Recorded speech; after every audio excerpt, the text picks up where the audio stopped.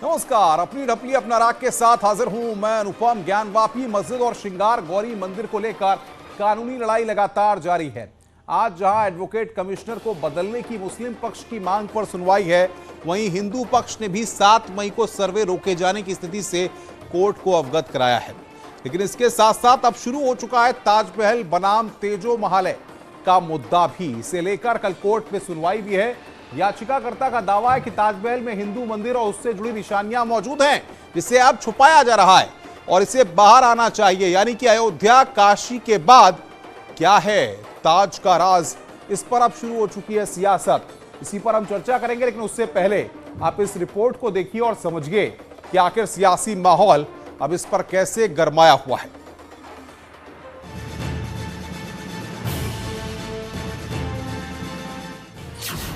ज्ञानवापी की लड़ाई, आज अहम सुनवाई। राखी सिंह बनाम उत्तर प्रदेश सरकार मुकदमा वापस नहीं हो रहा है। अन्य 6 मुकदमों में से एक मुकदमा नंबर 350, जिसमें मैं खुद आदि विश्वेश्वर स्थान आदि विश्वेश्वर ज्योतिर्लिंग स्वयंभू की तरफ से वादी हूँ, उस मुकदमे को मैंने अपना नाम वहाँ से विड्रॉ करा है और नया शूट फाइल करना है। कारण भी आप लोगों को स्पष्ट कर दूं। ज्ञानवापी और ताज, क्या है राज?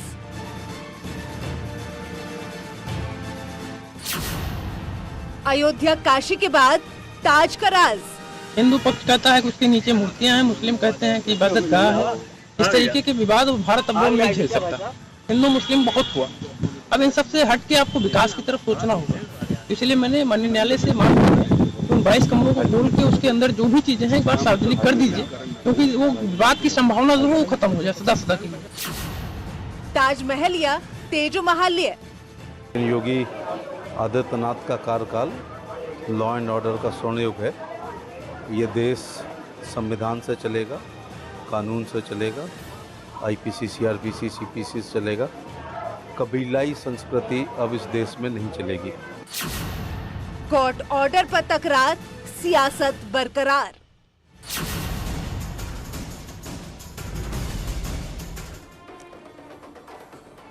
तो इन्हीं मुद्दों पर हम बातचीत करेंगे। हमारे साथ कुछ खास मेहमान जुड़ रहे हैं। शरद त्रिवेदी बीजेपी के प्रवक्ता है, कपिल श्रीवास्तव समाजवादी पार्टी के प्रवक्ता, आचार्य एच.एस. रावत हिंदू धर्म गुरु है हमारे साथ चर्चा में, फाजिल अहमद मुस्लिम स्कॉलर है, वो हमारे साथ जुड़ रहे हैं। साथ ही साथ उपेंद्र द्विवेदी हमारे वाराणसी से रिपोर्टर हमारे साथ हैं और साथ ही साथ हिमांशु हमारे संवाददाता आगरा से हमारे साथ हैं। सबसे पहले हिमांशु से एक अपडेट लेते हैं। हिमांशु, सुनवाई को लेकर उपेंद्र क्या अपडेट है, और साथ ही साथ जिस तरीके से इस पूरे मसले पर उपेंद्र सियासत गरमाई हुई है, ऐसे में अब आज क्या निकलकर सामने आ सकता है?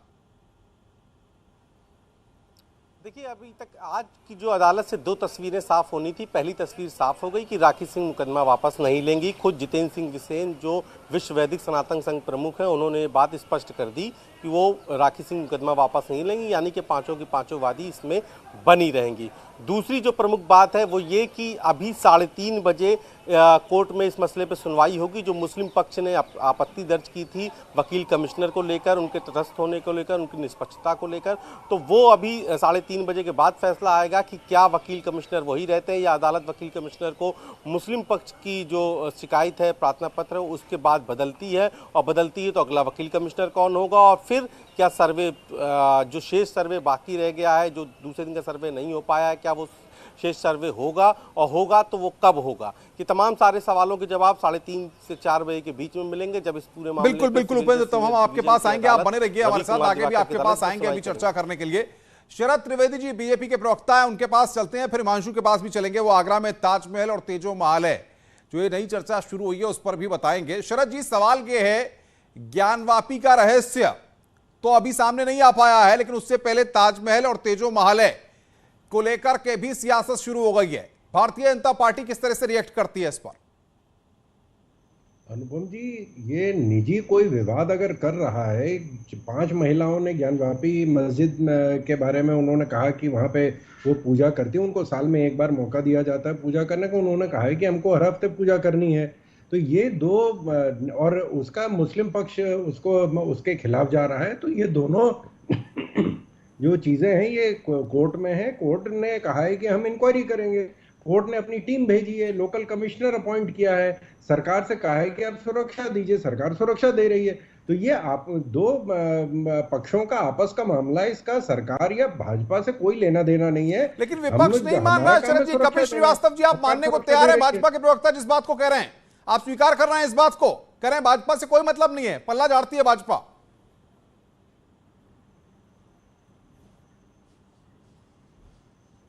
तो बहुत अच्छा होता है, इसमें कहां दो रहा है। अगर हमारे जो मित्र कह रहे हैं, अगर भाजपा इस तरीके से वर्क करे तब तो इससे अच्छा क्या हो सकता है। लेकिन संविधान पे इनको आस्था होगी तब तो।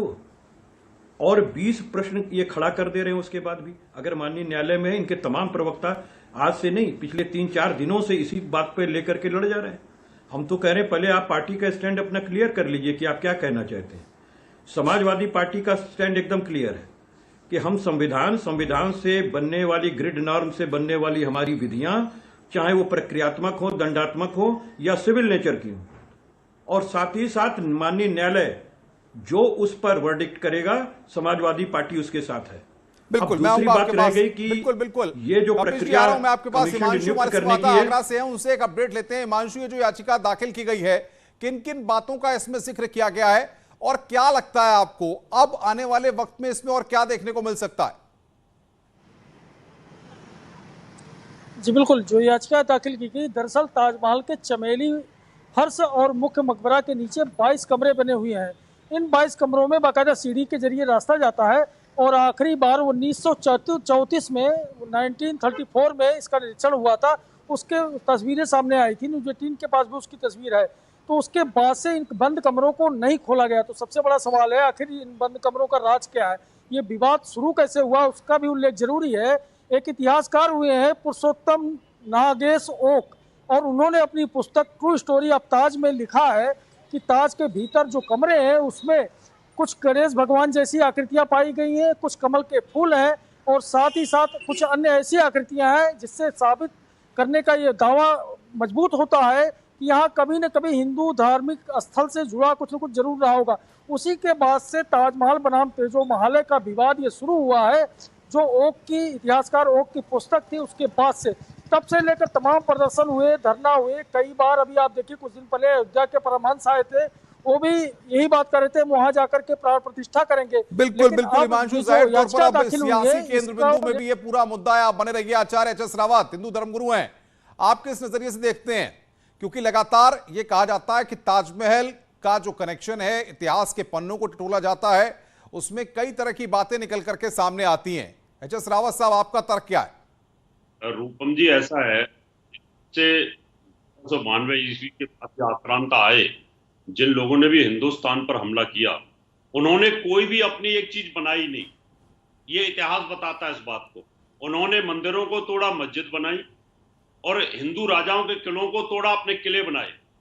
तो तुम मीनार को भी उठा करके अपना बना लिया।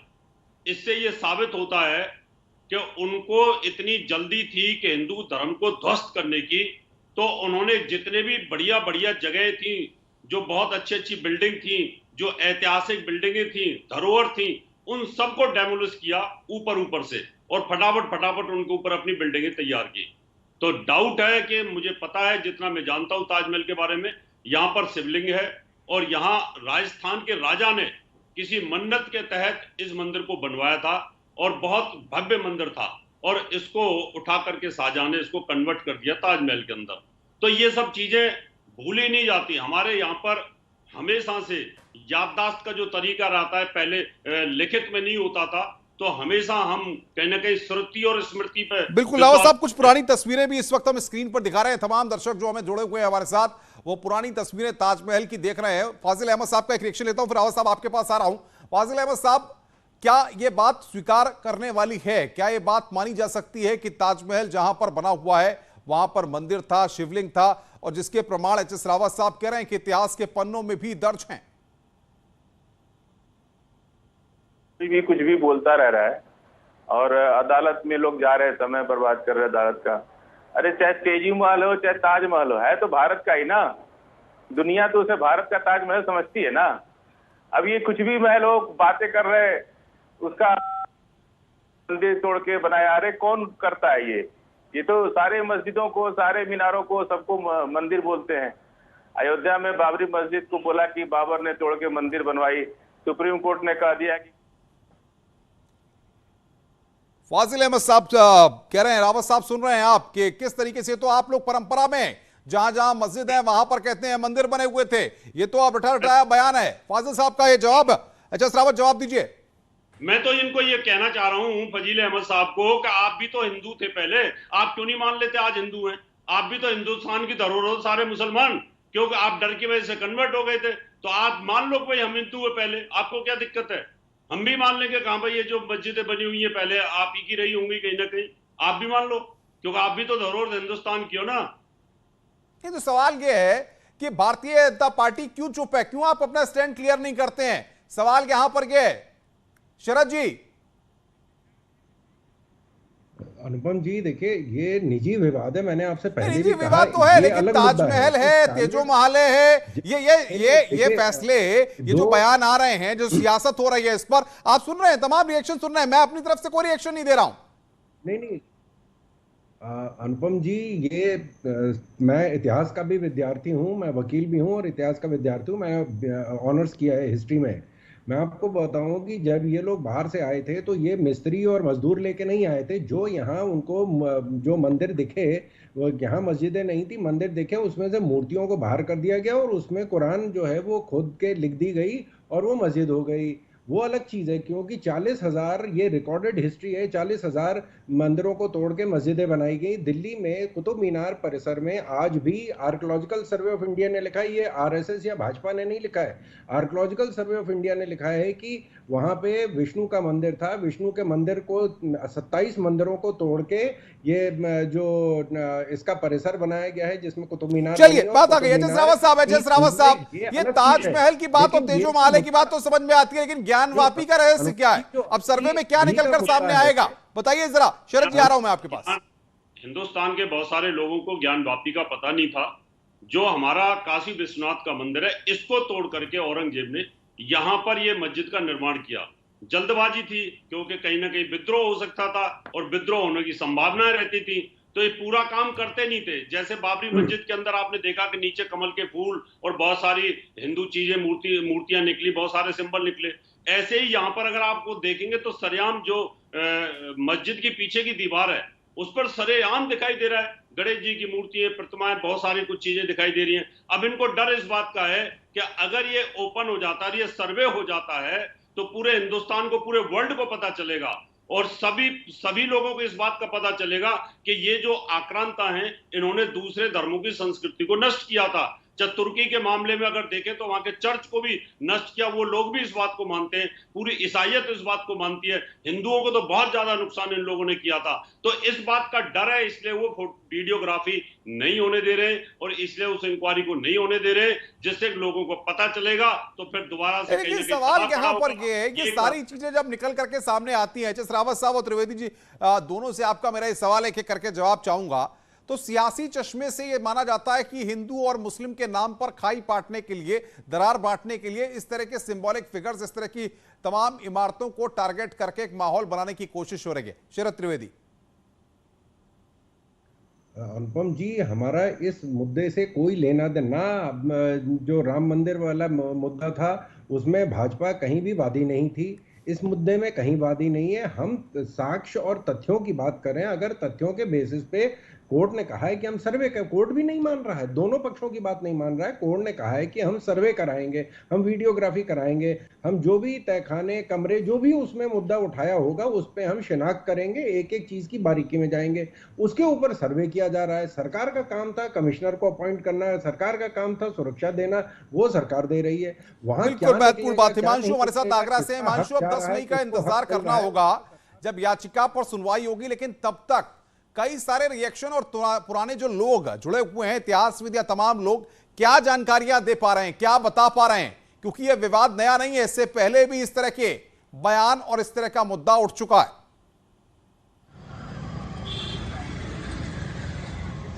जी, कई बार पूजा करने की कोशिश की गई। आरती की बात आप अक्सर सुर्खियों में देखते हैं कि अक्सर यमुना की आरती की, यमुना के किनारे से जो महालय बता करके आरती की जाती है। लेकिन जो इतिहासकार कहते हैं उनका भी यही कहना है कि वो 22 कमरे आखिर खोल दिए जाए, क्या दिक्कत है, खोल के परीक्षण हो जाए। जब केंद्रीय कानून राज्य मंत्री एसपी सिंह बघेल से न्यूज 18 ने बात की तो उनका भी यही कहना था कि जहां गैर कानूनी होता है वही छुपाया जाता है। आखिर 22 कमरे बंद क्यों हैं, ये बात एसपी सिंह बघेल ने खुद न्यूज 18 से कही। तो कमरों को खोला जाए तो सब कुछ अब कोर्ट में निर्भर है। अगर वाराणसी की तरह कोर्ट ने डिसीजन दिया कि कमरे खोले जाएं, सर्वे हो, परीक्षण हो, तो बात कुछ आगे बढ़ जाएगी। फिलहाल किताबों का ही जिक्र किया जाता है और जो किताबें हैं उसमें इस बात का उल्लेख किया जाता है कि वहाँ कमल के फूल हैं, गणेश जी की आकृति है। तो इन सब बातें जो मंदिरों में होती हैं, ऐसी बातों का दावा मिलता है। उसी वजह से बार बार ये बात उठती है।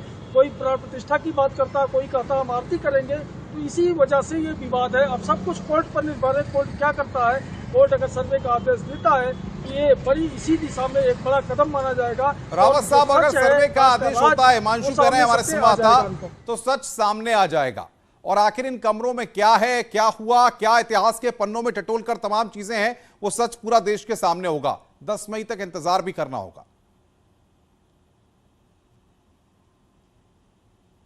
रावत साहब, आवाज आ रही है आपको मेरी? हाँ, आवाज आ रही है। अनुपम जी बताएं।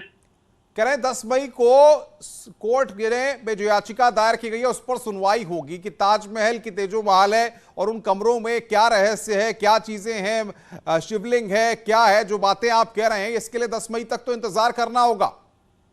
ठीक है, इंतजार तो हम करेंगे। जब हमने 492 साल भगवान राम के मंदिर के लिए इंतजार किया, अभी 450 साल से इंतजार कर रहे हैं ये ज्ञानवापी मस्जिद कब हटेगी और वहां से, और हम इंतजार करें कृष्ण जन्मभूमि के बगल में जो ईदगाह है वो कब हटेगी। तो हम इतने लंबे समय से इंतजार कर रहे हैं, तो और इंतजार किया जा सकता है। लेकिन अभी मुझे उम्मीद है कि केंद्र के अंदर एक अच्छी सरकार है, उत्तर प्रदेश में भी एक बहुत अच्छी सरकार है और जो फास्ट ट्रैक पे काम करने की कोशिश कर रही हैं। तो मुझे उम्मीद है इतना लंबा फैसला नहीं होगा और जल्दी फैसला होने की उम्मीद होगी। अगर 10 मई को भी फैसला नहीं आता, थोड़ा बहुत और डिले हो सकता है, लेकिन आना अवश्य चाहिए, क्योंकि इसमें बहुत गहरा कोई राज छिपा हुआ है कि वो कमरे लॉक क्यों हैं। कपिल श्रीवास्तव, आवाज आ रही हो तो जरा बताइए। कह रहे हैं कि बहुत बड़ा राज छुपा हुआ है और ताजमहल के उन कमरों में क्या है, ये सच सामने आना चाहिए। समाजवादी पार्टी इसका समर्थन करती है?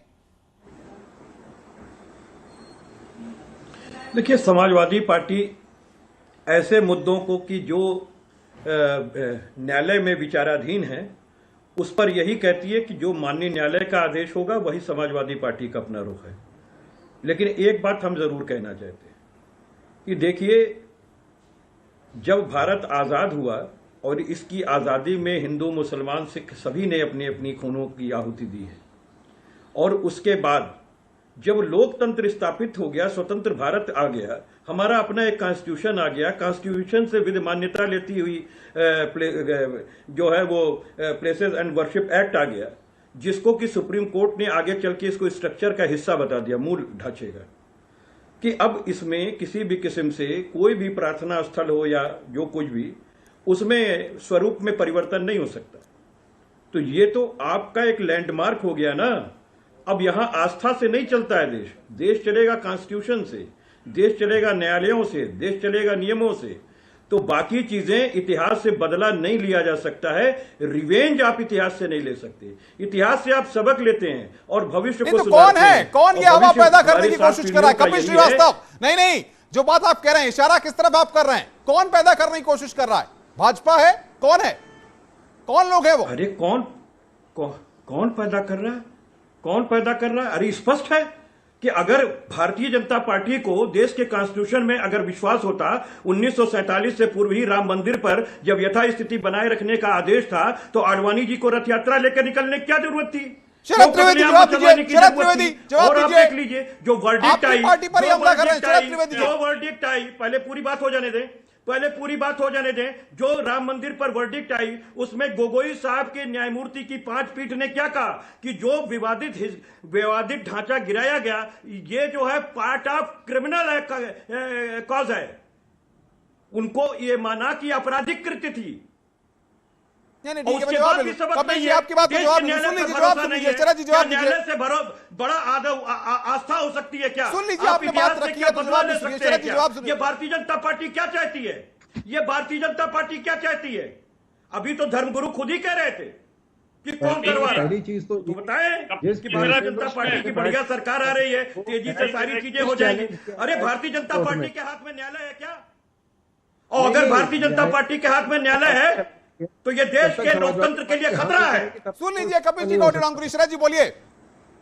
देखिए, पहली चीज तो ये कि जो places of religious worship act जो है वो सुप्रीम कोर्ट में चैलेंज किया जा चुका है और वो लंबित है, तो उसमें वो ऑलरेडी उस पर बहस हो रही है सुप्रीम कोर्ट में। तो ये, और कितनी आस्था है समाजवादी पार्टी को कानून में, कायदे में और धर्म में और संविधान में, वो तो इनका इतिहास में। अजय रावत 30 सेकंड जवाब दीजिए। समाजवादी पार्टी का रिएक्शन आपने सुन लिया, क्या कहेंगे आप? अजय रावत।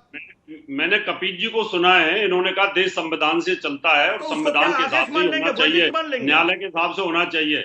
मैं इनसे पूछना चाहता हूं, संविधान के हिसाब से अगर चलता है तो साबानो केस के अंदर सुप्रीम कोर्ट के फैसले को क्यों नकार दिया गया?